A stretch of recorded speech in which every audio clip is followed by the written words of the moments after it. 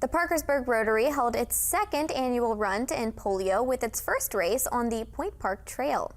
According to the past president of the Parkersburg Rotary, Cinta Gowdy, around 31 participants came to Point Park to run to end world polio. The winner of the race was a senior from Waterford High School, Gavin Offenberger, with an official time of 16 minutes and 38 seconds. Offenberger and the Rotary members share why running in this race is important.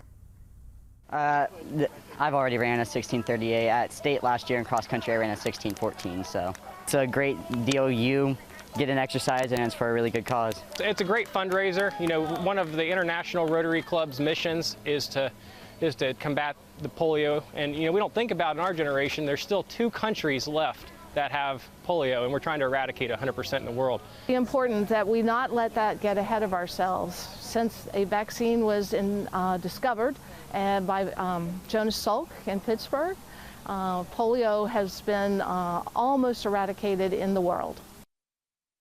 And she added that the Rotary's goal is to provide service to the Parkersburg community.